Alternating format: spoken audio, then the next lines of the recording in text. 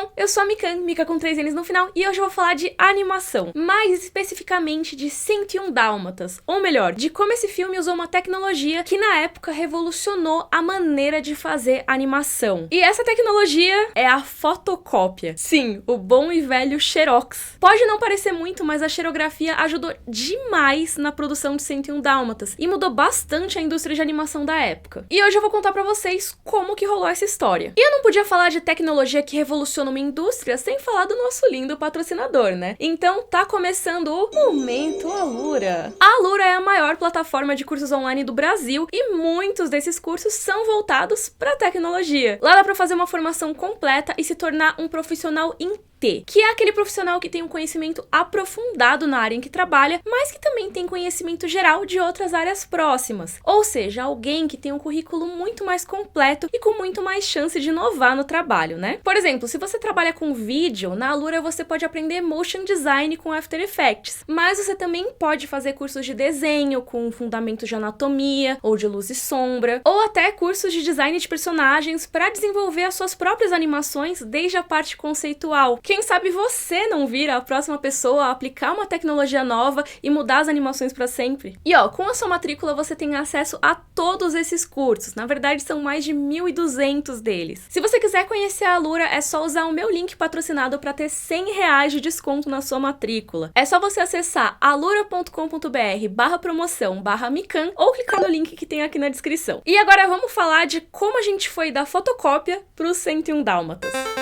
O filme 101 Dálmatas foi lançado no comecinho dos anos 60, lá em 1961. Ele era uma adaptação de um livro que tinha saído alguns anos antes e que chamou a atenção do Walt Disney logo de cara. Naquela época, o departamento de animação da Disney não tava nas melhores, sabe? Porque assim, o Walt Disney mesmo, a pessoa Walt Disney, tava mais focado em coisas como os parques de diversão dele. E parecia também que o mundo tava mudando e as pessoas já não queriam saber tanto assim de contos de fadas e da fantasia que era tão comum nos filmes da Disney. E aí eu acho que vale a pena recapitular bem rapidinho como eram feitas as animações daquela época, como eram as animações da Disney antes dos 101 Dálmatas. Olha, eu vou contar pra vocês que era um trabalho gigantesco, que exigia muita gente e muitos processos. Como eu vivo falando aqui no canal, a animação dá um trabalho absurdo, né? Primeiro os animadores desenhavam o personagem numa pose, e aí eles decidiam que movimentos que esse personagem ia ter, e era tudo feito a lápis mesmo, a princípio, no papel. A lápis eles desenhavam cada um dos frames, né, ou quadros, ou seja, cada um dos movimentos que iam aparecer na tela. É colocando um atrás do outro bem rápido que a gente tem aquela sensação de fluidez da animação. Inclusive, se tiver algum animador aí assistindo o vídeo e eu estiver falando alguma besteira, por favor, me corrija aí nos comentários, tá? Mas ó, pra vocês terem uma ideia, Branca de Neve e os Sete Anões, que foi o primeiro longa-metragem animado da Disney, tinha 24 quadros por segundo. Pra fazer o filme inteiro, foram usados aproximadamente 120 mil quadros, todos eles desenhados à mão. Só que não era só desenhar cada quadro, porque depois desse processo inicial, você ainda tinha uma pessoa que pintava o que era desenhado a lápis. Esse profissional pegava o desenho que estava no papel e transferia para uma folha transparente, um material de acetato. Cada desenhinho feito pelos animadores tinha que passar por esse processo. A pessoa ia fazendo o contorno, como se estivesse passando a limpo o desenho a lápis. Vocês já fizeram isso quando eram crianças? De pegar o papel transparente para ficar traçando por cima de um desenho de que você viu numa revista e tudo mais? Eu gostava, por exemplo, de traçar por cima do álbum do Pokémon. Mas tem aí no processo de animação essa pessoa que vai pegar o trabalho do animador e vai passar a limpo no acetato, que é o que realmente é usado para fotografia da animação. E nesse processo também eles sempre iam tirando algumas imperfeições do desenho à mão, né? Esse processo deixava as linhas do desenho mais limpas, já deixava tudo transferido bonitinho pro acetato. E depois disso vinha a etapa de colorir. As coloristas viravam esse papel transparente, né, o acetato, pintavam a ilustração e deixavam tudo muito mais nítido para ser fotografado, animado e aí levado para as telas. Inclusive era bem comum que a maioria das coloristas fossem mulheres, porque elas eram consideradas mais atentas e mais delicadas para esse tipo de trabalho. Eu vivo falando isso no canal, mas acetato é um material muito caro, então você não pode errar porque você vai desperdiçar material. Mas enfim, isso era o processo só para os movimentos dos personagens. Pro resto da cena ainda tinha a galera dos cenários e tudo mais. E aí eles pegavam e tiravam foto de cada um dos acetatos em relação aos fundos para finalmente virarem os quadros que, colocados em sequência, dão essa ilusão de movimento que é a animação. Então Então pensa no tanto de gente que era envolvida e como demorava a fazer esse processo todo. E como tempo é dinheiro, a gente também consegue imaginar que fazer um longa de animação exigia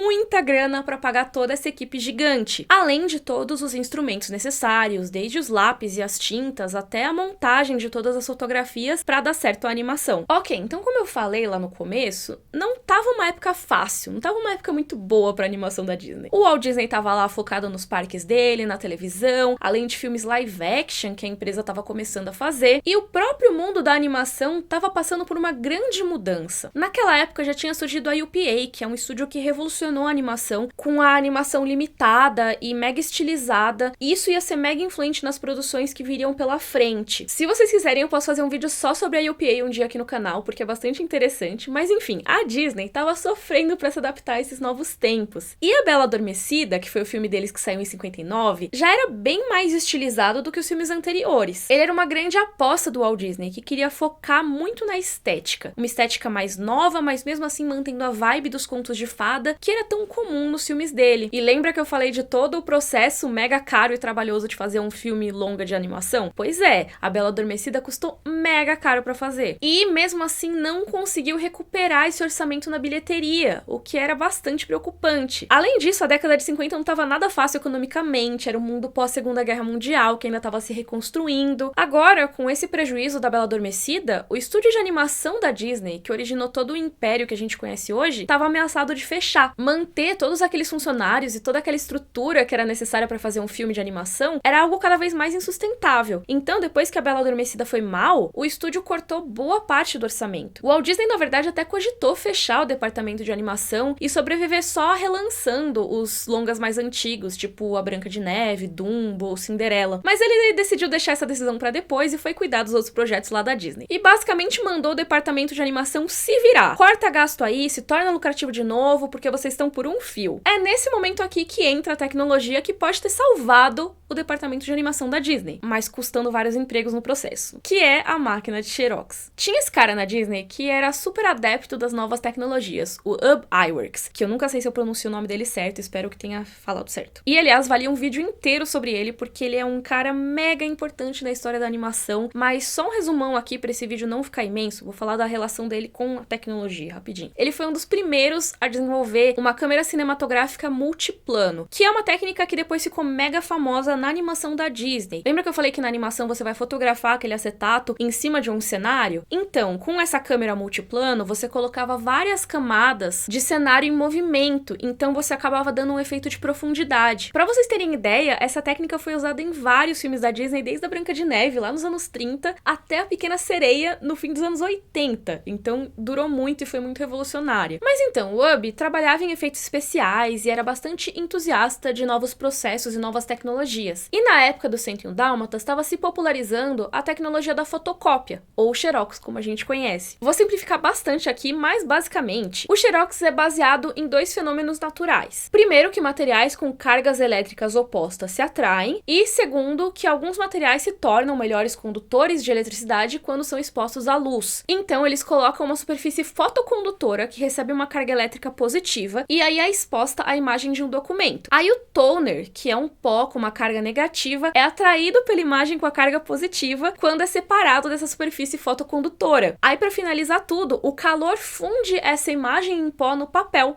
produzindo uma cópia da imagem original. Por isso que as cópias sempre saem quentinhas do Xerox, aliás. E se tiver alguém aí nos comentários que manja muito dessa tecnologia ou tiver falado besteira, por favor, me corrija também. Mas, enfim, essa tecnologia da xerografia foi desenvolvida um pouco antes da Segunda Guerra Mundial e logo se popularizou como uma máquina que otimizava bastante tempo, porque podia copiar documentos, copiar livros. Aí o Ub Iwerks começou a pensar que talvez desse para usar uma máquina de Xerox para transferir os desenhos feitos pelos animadores direto pro acetato transparente, sem ter todo aquele processo intermediário de fazer os traços, de passar limpo, como eu disse lá no começo do vídeo. Lembra que dava o maior trabalho? E assim, a Disney tinha acabado de mandar um monte de gente embora, era melhor dar um jeito de reduzir gastos e se eles pudessem eliminar essa etapa, seria melhor ainda. Uma possibilidade seria usar a tal da xerografia. Aí eles podiam só xerocar direto do desenho no papel pro acetato. No fim da década de 50, o Iwerks até visitou uma fábrica da Xerox, a empresa mesmo, para entender como que funcionava o processo da fotocópia fotocópia. Ele voltou de lá com um projeto de copiar as linhas criadas pelos animadores para uma placa de alumínio sensível à luz e dessa placa pro acetato, que é aquele plástico transparente. Parecia muito promissor,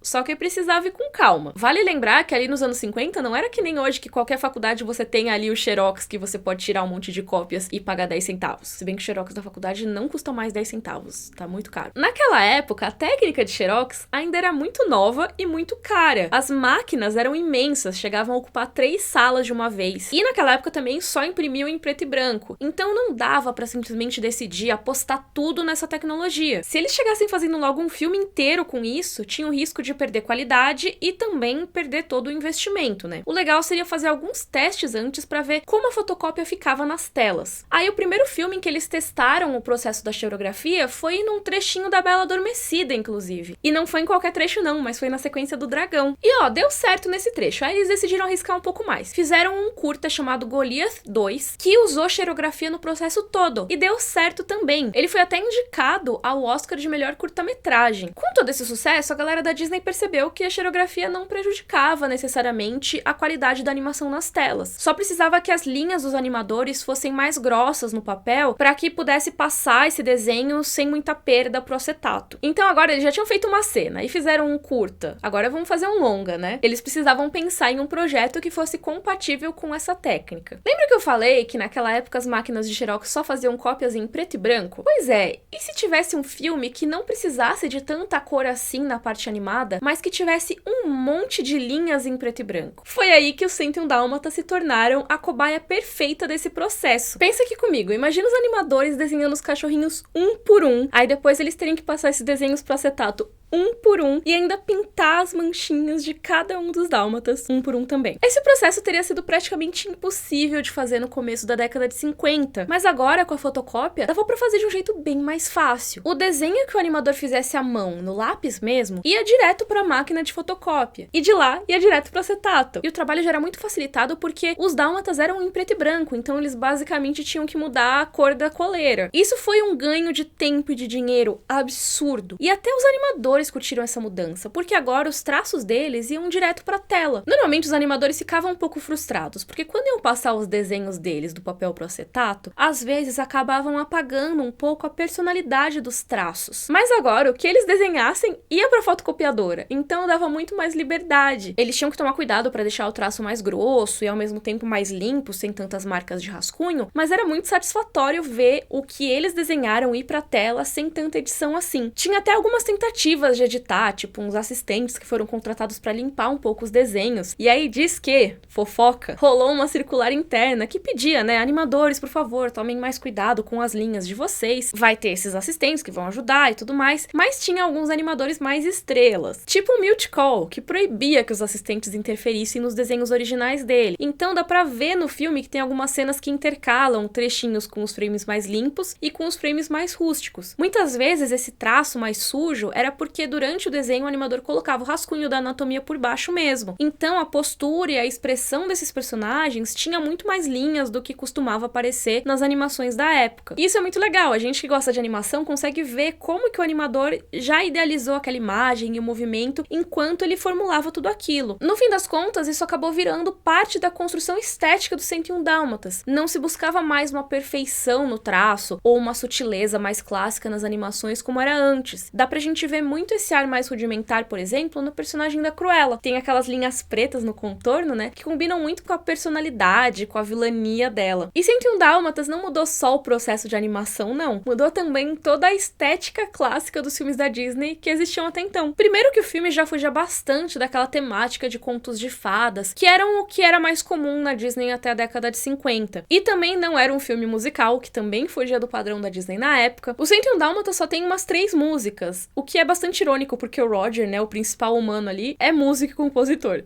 Mas enfim, as poucas músicas cantadas têm uma pegada mais de jazz, de blues, o que foge bastante também do que era clássico na Disney. E a história em si era mais moderna, né? Se passava na década de 50, tinha esses personagens, uma linguagem moderna própria da época. Além disso, a mudança de visual que surgiu a partir da xerografia se expandiu para todo o resto do filme. Como você tinha a oportunidade de fazer cenários muito diversos e bastante modernos, dava para usar bastante neles. O Ken Anderson, que foi o diretor de arte desse esse filme, que já tinha trabalhado na arte de vários outros clássicos da Disney, até desenhava os cenários de uma maneira um pouco mais tradicional, mas com bastante influência do impressionismo, por exemplo. Só que aí ele passava para os outros artistas darem uma modernizada boa. Por exemplo, o Ernie Nodley, que trazia essas linhas mais distorcidas e menos detalhadas, ou o Walt Peregoy, que fez esse cenário mais moderno aí de uma Londres no meio do século XX. Mas o que eu acho mais legal dessa direção de arte é que eles trabalharam para casar o cenário com essa animação mais rústica que veio da xerografia. O Ken Anderson teve a ideia de também dar uma xerocada nos cenários. Dá pra gente reparar que eles também têm um ar meio de esboço, né? As pinturas também não coincidem tanto com as linhas e tudo mais. Lembra, tipo, na escola, que os professores falavam pra gente pintar sempre dentro da linha? A equipe do filme não levou essa regra a sério, e até o que eu falei que eles contratavam mulheres pra fazer a parte do preenchimento de cores do acetato, pra pintar certinho dentro da linha e tudo mais. Pois é, no 101 Dálmatas, eles jogaram isso pro alto e abraçaram a loucura do traço rústico do filme. Então foi o casamento perfeito do cenário com os personagens que iam aparecer com todas aquelas linhas de rascunho em primeiro plano. Tem até uma outra inovação de tecnologia que não vai dar tempo de eu contar por aqui, mas acho legal só dizer que existiu, que eles usaram modelos 3D dos carros pra fazer a animação ser mais realista. Mas isso eu conto em outro vídeo. Fato é que o 101 Dálmatas foi um filme mega disruptivo na Disney. Teve um monte de inovações, tanto nas técnicas como no visual, na trilha sonora, no tipo de história que era contada. Mas e o Walt Disney nessa história toda? Lá no começo do vídeo eu tinha contado que ele tava mais focado nos parques da Disney e nas outras empreitadas, né? Ele meio que tinha deixado o Ken Anderson, o Bill Pitt, que foi o roteirista do 101 Dálmatas, e todo o resto da galera da animação se virarem com a produção enquanto ele cuidava das outras coisas. Mas né, gente, o Walt Disney sempre foi um cara mega inovador, empreendedor, sempre muito focado nessa parte de negócios, então é óbvio que ele amou essas novidades que ainda economizaram dinheiro, né? Então, não. Ele ficou revoltado. Ele odiou a direção de arte do Ken Anderson, porque ela rompia com essa vibe mais tradicional de contos de fadas. Ele também não curtiu a técnica nova usando a xerografia. Mesmo se fosse mais barata, ele não gostou porque tinha essas linhas pretas muito rústicas, um cenário que não era nada clássico. E realmente, se você pegar pra comparar com A Bela Adormecida, que foi o filme que o Disney queria que fosse a obra-prima dos contos de fadas, é um resultado muito diferente. E dá pra entender que se A Bela Adormecida era o ideal dele, o 101 Dálmatas não ia agradar muito. Em A Bela Adormecida, o Disney ficou muito em cima da parte visual. Ele queria traços mega limpos e mega elegantes. Se você olhar, por exemplo, a Princesa Aurora, você vai ver que o contorno dela tem linhas que são feitas nas cores centrais da personagem. Ou seja, você vai ter contornos de várias cores. É exatamente aquele processo caro de passar o desenho a limpo pro acetato, só que mais caro ainda, porque é feito com mais esmero ainda, já que era tudo coloridinho, caprichadinho, feito com bastante atenção. Só que a gente já sabe que A Bela Adormecida foi um filme muito caro e que flopou na bilheteria, né? Então, dá pra entender que o Walt Disney talvez estivesse até em luto por não só perder o controle absoluto sobre os processos do departamento em que o sonho dele começou, mas também porque parece que a estética do 101 Dálmatas jogava na cara dele que o tal sonho de contos de fadas dele tinha saído de moda. A era dos musicais de princesas, das histórias de contos de fadas, parecia ter chegado ao fim. Coincidência ou não, é mais ou menos nessa época, entre os anos 50 e 60, que começa o que os fãs chamam de Era das Trevas da animação, que é um período que é mega interessante e que a própria Disney fez poucos filmes clássicos, tem a ascensão da Hanna-Barbera e tudo mais, mas se vocês quiserem eu conto essa história em outro vídeo, porque esse daqui já tá ficando imenso. Enfim, no fim das contas, o Walt Disney teve que engolir seco e deixar passar o 101 Dálmatas, afinal o filme já tava pronto, né, não tinha o que fazer. E aí, botando na ponta do lápis, o 101 Dálmatas custou metade do que A Bela Adormecida, mas fez uma bilheteria quase 3 vezes maior que Bela Adormecida, ou seja, recuperou e muito o investimento. A crítica especializada também amou a modernização que esse filme trazia pra Disney, assim como as escolhas estéticas do filme, mas o Walt Disney ainda estava revoltado, não queria ver o Ken Anderson pintado de ouro, e o próprio Walt Disney sustentou até a morte dele, 5 anos depois, que ele não era lá muito fã do 101 Dálmatas. Mesmo que esse filme talvez tenha salvado o departamento de animação dele, né? Mas tendo o Walt Disney gostado ou não dá pra negar que a técnica de xerografia foi revolucionária pro cinema de animação. Ela continuou a ser usada muito tempo depois do 101 Dálmatas, virou tornou o procedimento padrão na Disney por várias décadas. E o filme O 101 Dálmatas em si se tornou um clássico da animação, né? Influenciou vários animadores ao longo dos anos e até hoje continua mega relevante. Não é à toa que tem um filme novinho todo sobre a Cruella de Vil, né? Que inclusive tem vídeo a respeito aqui no canal e eu entrevistei a Emma Stone e a Emma Thompson, tô muito chique. Mas enfim, toda essa revolução na história da animação só foi possível graças ao uso inovador de uma tecnologia. Enfim, esse vídeo ficou gigante, mas eu amo essas histórias de bastidores e eu espero que vocês também tenham gostado de pirar nessa nerdice comigo. Me diz aí nos comentários se você já sabia do uso dessa técnica de xerografia e também qual o seu momento preferido do 101 Dálmatas. Lembrando que tem o meu link da Allura aqui na descrição. Se você gostou, por favor, curte o vídeo, assina o canal. Um beijo e até a próxima. Tchau, tchau!